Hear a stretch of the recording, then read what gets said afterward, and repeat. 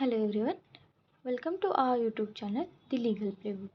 Today we are going to start the next lecture, that is lecture number 5 in the Payment of Bonus Act 1965. तो इस lecture में हम यहाँ पे जो सेक्शन 16 से सेक्शन 20 तक देखेंगे। सेक्शन 16 क्या बात कर रहा है यहाँ पे, special provision with respect to the certain establishment, and उसके बाद adjustment of the customary and interim bonus जो है यहाँ पे उसके बारे में बात कर रहा है, against the bonus payable under this act. And उसके बाद जो है डिडक्शन जो है यहाँ पे, deduction of the certain amounts from the bonus payable under this act. And 19 में time limit for the payment of bonus, कितने टाइम तक हमें पे करना है वो बोला है। उसके बाद 20 में application of the act to establishment in the public sector वो देखेंगे। ओके, तो देखते हैं सेक्शन 16 क्या बात कर रहा है यहाँ पे। स्पेशल प्रोविजन जो है यहाँ पे फॉर दी सर्टन इस्टेब्लिशमेंट के लिए, न्यू इस्टेब्लिशमेंट जो है यहाँ पे सर्टन इस्टेब्लिशमेंट पे, तो इसके ऊपर जो स्पेशल प्रोविजन जो है यहाँ पे वो क्या है वो देखेंगे। ओके, तो सबसे पहले जो application to the new establishment है, तो यहाँ पे एप्लीकेशन कैसे होगा वो बोला है।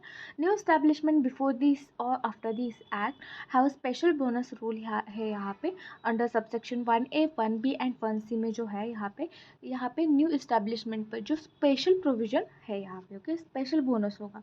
उसके बाद 1A क्या बात कर रहा है यहाँ पे, 1A जो है यहाँ पे फर्स्ट 5 ईयर्स जो है bonus paid only in the profitable years. Section 15 set on set of जो रूल हमने देखा था does not apply in the first 5 years.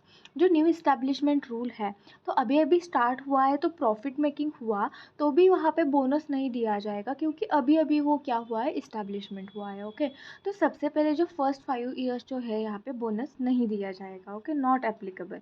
And after the यह एम्प्लॉयर फर्स्ट जो है sells the goods and services है उसके बाद, तो उसके बाद यहाँ पे क्या होगा वो अप्लाई होगा। फर्स्ट 5 ईयर्स तक तो न्यू इस्टेब्लिशमेंट है तो यहाँ पे अप्लाई नहीं होगा। उसके बाद जो 1B क्या बोल रहा है, 6th एंड 7th ईयर जो है यहाँ पे, then section 15 applies with modification of considering 5th 6th and 7th schedule. 7th year जो है यहाँ पे सरप्लस डिफिसिट जो है यहाँ पे, वो जो मॉडिफिकेशन है, सरप्लस क्या है डिफिसिट क्या है वो देख के वो क्या करेंगे यहाँ पे बोनस देने लगेंगे। उसके बाद 1C जो है फ्रॉम 8th ईयर ऑनवर्ड जो है यहाँ पे, उसके बाद क्या देखेंगे, तो इसके बाद जो है 15 ईयर्स 15 सेक्शन में जो बोला है 8 ईयर्स के अबाउ जो है आगे जो है normally like any other establishment जो है, जो जैसे बोनस देते हैं, जैसे एक्ट एप्लीकेबल होता है वैसे आपको क्या करना है यहाँ पे बोनस देना है। ओके, उसके बाद देखेंगे हम एक्सप्लेनेशन जो है यहाँ पे, तो एक्सप्लेनेशन क्या बात कर रहा है। फर्स्ट एक्सप्लेनेशन जो है यहाँ पे चेंज इन लोकेशन है, तो change in location, management, name, ownership does not make establishment new. यहाँ पे अगर आप नेम चेंज कर रहे हैं और लोकेशन चेंज कर रहे हैं, तो यहाँ पे अगर उसका मतलब ये नहीं है कि यहाँ पे आपने न्यू इस्टेब्लिशमेंट क्रिएट किया है। ओके, तो वही जो है ओल्ड है वही यहाँ पे रहेगा। ओके, तो आपके ऊपर जो एप्लीकेबल है वो पूरा एक्ट एप्लीकेबल होगा। ये जो ऊपर हमने 1A 1B 1C में कंडीशन देखा, यहाँ पे एप्लीकेबल नहीं होगा। सेकेंड जो है यहाँ पे, profit is recognised only if depreciation is provided and past losses जो है, लॉसेज जो है यहाँ पे depreciation arrear are fully set off होंगे। यहाँ पे सेट ऑफ मतलब क्या है, बेसिक रूल क्या है सेट ऑफ का, देखिए तो सेट ऑफ का रूल जो है यहाँ पे, तो पिछला जो ईयर था उसमें आपको जो है यहाँ पे लॉसेस हुआ था, एंड नेक्स्ट ईयर में आपको क्या हुआ जो है यहाँ पे ज़्यादा प्रॉफिट हुआ। तो ऐसा नहीं है कि ज़्यादा आपको प्रॉफिट हुआ है तो यहाँ पे ज़्यादा बोनस मिलेगा। तो जो सेट ऑफ है, ज़्यादा प्रॉफिट हुआ है वो सेट ऑफ करेंगे आप जो पिछले ईयर में जो आपको लॉस हुआ था, तो उसमें बच के जो आपको जो यहाँ पे प्रॉफिट बचेगा तो वो आप बोनस के लिए यूज़ करेंगे। ओके, उसके बाद थर्ड में क्या बोला है, ट्रायल रन्स जो है यहाँ पे, ट्रायल रन्स और prospecting sales not considered as commercial production, यहाँ पे हम कंसिडर नहीं करेंगे। And government decision is in final on the dispute, जो है जो भी है यहाँ पे government decision is in final, full and final decision होगा।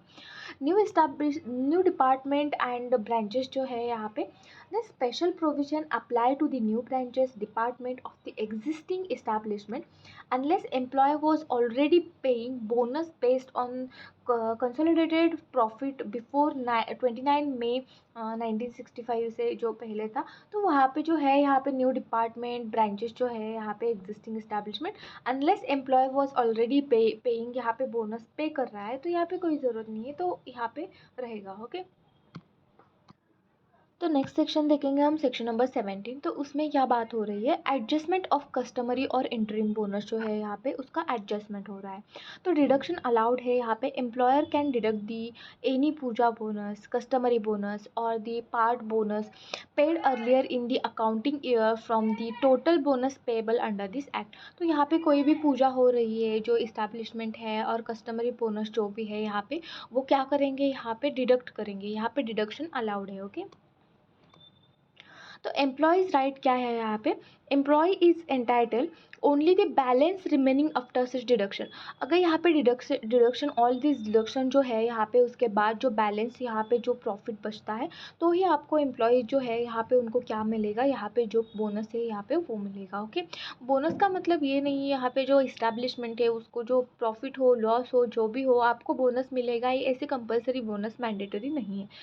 यहाँ पे जो आपको प्रॉफिट बेस्ड जो बोनस है यहाँ पे प्रॉफिट बेस्ड बोनस होता है। तो आपको जो है यहाँ पे अगर प्रॉफिट होगा ऑल दो डिडक्शन जो है यहाँ पे उसके बाद आपको क्या मिलेगा, यहाँ पे जो बोनस है मिलेगा। उसके बाद नेक्स्ट देखेंगे हम सेक्शन नंबर 18। सेक्शन नंबर 18 जो है यहाँ पे deduction for the employee misconduct. Employee misconduct जो है यहाँ पे मिसकंडक्ट जो है डिडक्शन परमिटेड है। अगर एम्प्लॉय ने क्या किया है, मिसकंडक्ट कमिट किया है तो डिडक्शन इज एन परमिटेड।